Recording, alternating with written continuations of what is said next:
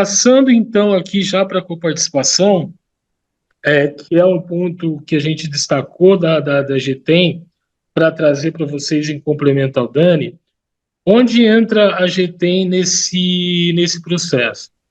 O cadastro de serviços que eu falei lá no início, ele tem três, além de vários parâmetros, ele tem três blocos de agrupamentos, tá? Um desses agrupamentos, para facilitar a operação de várias áreas, tem o grupo AMB, que a gente faz uma classificação que auxilia no atuarial e no estudo de sinistros, e a gente tem um grupo que chama grupo estatístico. Nós amarramos inicialmente no cadastro de serviço, a gente tem 7 grupos estatísticos, onde se aplica a coparticipação inicialmente, tá? Isso eu vou trazer no próximo slide. Então, é isso aonde entra o GTEM amarrando os procedimentos que estão em determinado grupo estatístico para que se aplique ou não a coparticipação. Apesar de que se teve uma evolução que eu vou trazer para vocês aí, também complementando tudo que a Dani já trouxe. A coparticipação, então, é o valor pago à operadora pelo beneficiário pela utilização de um procedimento. Por conta disso, o valor da mensalidade é menor, também já exposto pela Dani, do que um plano sem coparticipação. E somente haverá cobrança se o produto comercializado tiver sido registrado na INS com essa característica, tá? Então, a gente só pode cobrar a coparticipação num produto ou num plano que foi registrado na INS com coparticipação. Se ele foi registrado sem coparte, sem coparte não podemos descontar nada daquele segurado, tá? Exceto a psiquiatria.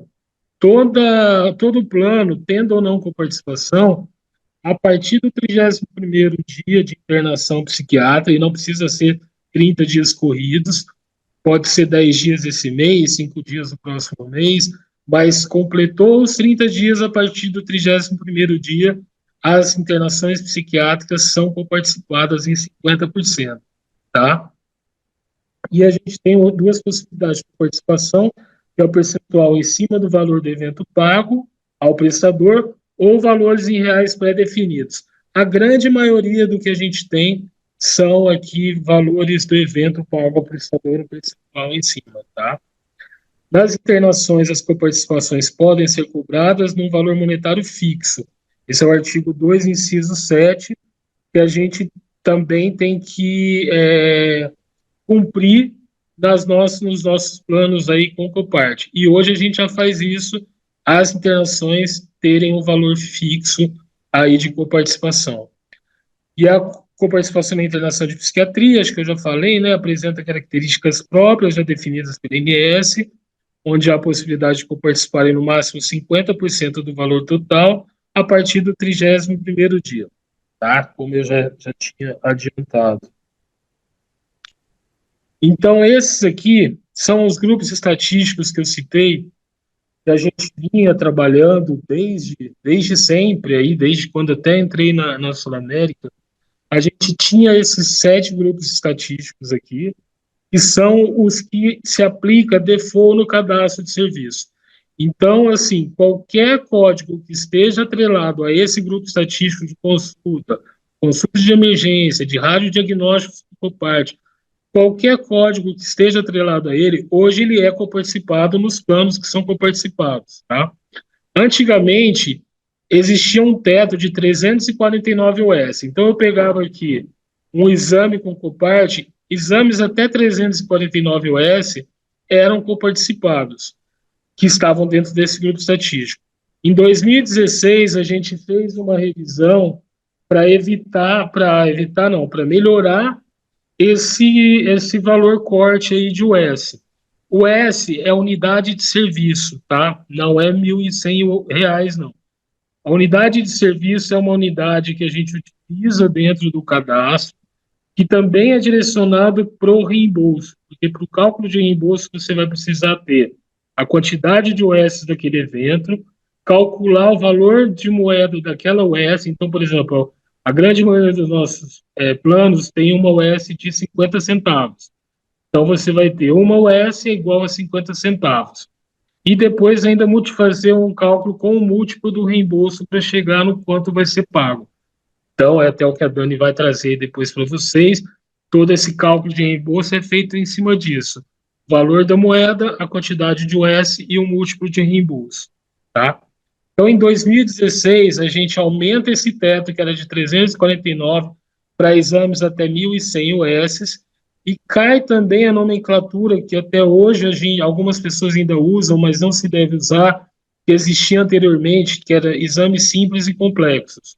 A gente não usa mais esse tipo de determinação, porque não é algo oficial, não tem alguma coisa da ANS ou do CFM ou qualquer órgão regulatório que fale, olha, esses são os exames simples, esses são os exames complexos.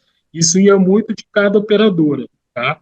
Então, por não ter algo definido em mercado, a gente aboliu essa classificação e hoje a gente tem exames com coparte e exames sem coparte, tá?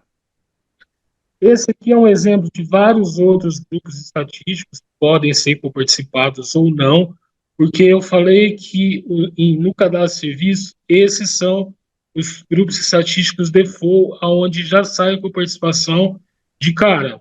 Entrou, já levou. Só que o que acontece? O que a gente chama de terceiro nível é onde fica o cadastro da empresa. Se a empresa decidir, a Dani até citou na terapia, quando ela citou hemodiálise, radioterapia, se a empresa decide que ela não quer que participe patologia clínica aqui, que a gente tem com participação, ou ela não quer mais que participe consultas, no cadastro de empresa, o pessoal vai lá, que a gente chama de terceiro nível, ele vai e tira essa coparticipação. Da mesma forma como ele pode chegar e incluir coparticipação em ressonância, por exemplo, que hoje, a princípio, não era coparticipado já aí de forma automática, sistêmica. Precisa colocar no cadastro daquela empresa X que contratou a coparticipação dentro de uma ressonância, tá? Então, esse cadastro de terceiro nível que a gente chama, ele sobrepõe o cadastro de serviço. Lá eu posso tirar ou colocar com participação no evento que a empresa quiser contratar. Essa aqui eu destaquei que são as terapias não médicas, para destacar das terapias médicas. A gente teve em 2018, que eu até falei que a gente teve bastante questionamento sobre por parte, um problema que a gente tinha quando a empresa pedia, eu quero coparticipação em terapias. Até por desconhecimento mesmo dessa classificação entre médicas e não médicas, tudo isso é terapia. Então, se colocava coparte em hemodiálise, coparte em hemoterapia, em químio, e a gente começou a receber inúmeras reclamações de segurados que chegaram com uma coparticipação de R$ 8.000 de uma quimioterapia. Então, assim, eram coisas muito díspares que limitavam, porque a ANS permite você aplicar com participação ou valor fixo, internação, por exemplo, mas desde que não impeça o segurado também de usar. Porque ela entende que se você colocar uma coparticipação muito alta, ou um valor fixo aí muito alto, você limita o acesso ao segurado. O segurado fala, não, eu não vou fazer uma consulta, porque eu não vou pagar R$ 200 de coparticipação. Eu não vou nem fazer meu tratamento, eu vou ter que pagar R$ 10.000 de coparticipação, num tratamento que custa 300 mil. Então, isso não existe. A ANS coloca, impõe esses limites, e até hoje, esses grupos estatísticos aqui em vermelho, a ANS não é que ela não permite ainda, tá? Na publicação que ela fez em 2018, a RN 433, que depois ela mesma revogou, porque a Carmen Lúcia, na época, achou 40% de coparticipação muito alta. E o próprio judiciário entrou nessa briga e a ANS suspendeu. Nessa publicação da RN 433, ela trazia ipsis literis que essas terapias médicas, ela não fala grupo estatístico, isso é coisa nossa, mas nessas terapias médicas era proibido a coparticipação. Mas as empresas também já não coparticipavam, porque é quase como um acordo de cavalheiros entre as operadoras. Ninguém coparticipa isso, uma pelo custo elevado e outra também porque é um momento já de uma fragilidade aí dos segurados, ter gastos com essas doenças aí que são já doenças muitas vezes fatais ou complexas, e que vão aí já sensibilizar muito a família, o próprio segurado. Então, já existiu um acordo de não se coparticipar. Pode ser que uma empresa ou outra, mesmo assim, fala, não, eu quero coparticipar. E aí a gente atende, tá?